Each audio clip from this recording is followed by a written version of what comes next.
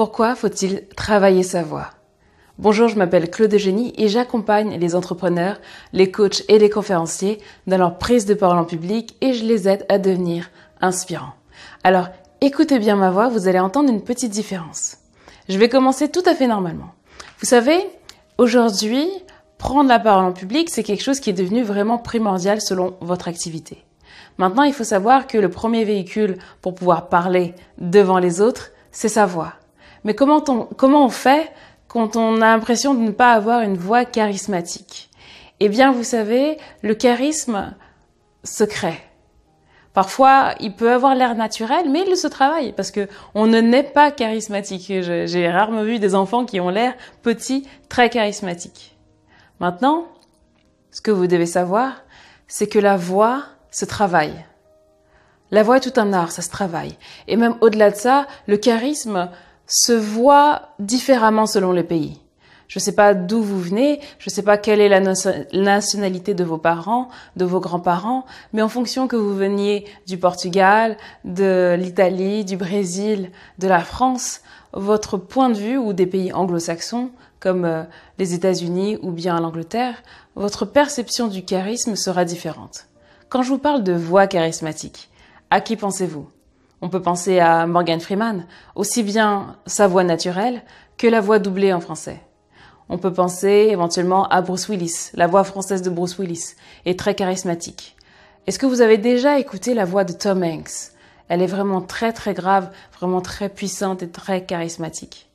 Eh bien, si vous avez remarqué quelque chose depuis le début de cette vidéo, je vous ai demandé de bien écouter ma voix. Eh bien, au début de la vidéo, j'avais une voix très aiguë, un peu placée à ce niveau-ci. Et après, je suis redescendue progressivement au niveau de ma voix de poitrine, jusqu'ici. Est-ce que vous entendez la différence? Eh bien, je cherche à vous montrer que la voix charismatique, la voix inspirante, la voix captivante, c'est quelque chose qui se travaille. Et vous êtes capable de la travailler. C'est simple. Le charisme repose sur deux choses, à la fois sur l'esprit et à la fois sur le corps.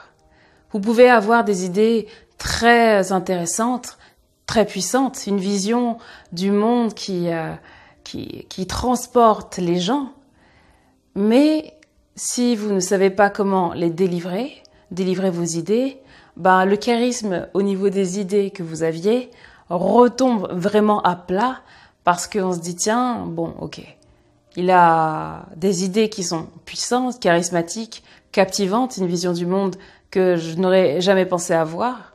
Donc ça, c'est intéressant, c'est charismatique. Simplement, la manière dont il délivre cette information laisse un petit peu à désirer. Ensuite, il y a le non-verbal, le corps. Parce que vous savez, lorsque vous parlez, il y a deux conversations qui tiennent place. La première, c'est ce qu'on entend. C'est si je ferme les yeux, je vais écouter ce que vous êtes en train de dire. Si j'ouvre les yeux, je vais vous regarder. Et là, c'est l'inconscient qui prend le relais. L'inconscient va vous juger, va vous regarder et va voir si votre message est en accord avec ce qu'il entend. Si par exemple, je dis « Je suis vraiment contente d'être ici ». Vous voyez à ce moment-là que mon visage n'est pas au courant que je suis contente d'être ici. Par contre, si je fais les choses différemment, je dis « Je suis vraiment contente d'être ici ». Vous voyez que mon corps témoigne d'autre chose. Donc, pour pouvoir avoir une voix charismatique, il faut à la fois avoir une présence, un corps, un non-verbal qui est puissant, charismatique et qui est aligné avec vos idées, donc avec ce que vous pensez. Ensuite, il faut que la voix puisse transmettre ce que vous pensez.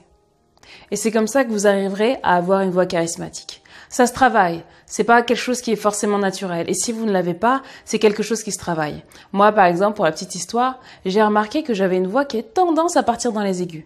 Si vous étiez avec moi au quotidien, et que vous m'entendez parler, je suis oui, et tu sais, et puis la dernière fois, j'ai fait ça, et puis après elle m'a dit non, c'est pas possible, machin. Et je parle vraiment comme ça, avec une voix qui est très très aiguë, quand je suis avec les amis, parce que j'ai envie d'être dans un dynamisme, j'ai envie de parler vite. Il y a peut-être des fois où vous m'avez vu en vidéo, où je parle comme ça. Donc c'est très speed, c'est très rapide, d'ailleurs je parle très vite en général. Par contre, quand je veux faire adopter une idée, je ralentis le rythme. Je redescends ma voix et j'ai une voix qui est beaucoup plus bon, allez, beaucoup plus sensuelle, on va dire, mais j'ai une voix qui est beaucoup plus travaillée, beaucoup plus puissante pour attirer les gens à moi. Si vous voulez, il y a une phrase que j'aime bien dire, c'est que ceux qui parlent contrôlent ceux qui pensent. Ceux qui pensent contrôlent ceux qui travaillent. Donc, dès maintenant, quelle est votre voix? Est-ce que votre voix peut rallier un maximum de personnes? Ou bien on ne vous entend pas? Pensez bien à ça, que votre charisme commence sur votre non-verbal et ensuite il termine sur le verbal. Mais il commence réellement dans la tête. Si vous avez du charisme, que vous êtes aligné avec vos idées, que vous savez ce que vous allez dire et que vous mettez votre corps à disposition de votre message et que vous travaillez correctement votre voix grâce aux techniques qu'on va apprendre dans la formation de cette semaine, vous allez pouvoir avoir une voix qui est captivante, reposante et qui appelle à l'action.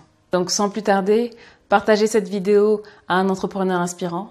Si le lien est déjà présent dans la description, venez vous inscrire à la formation. Au pire des cas, je vous retrouve demain dans la formation de demain.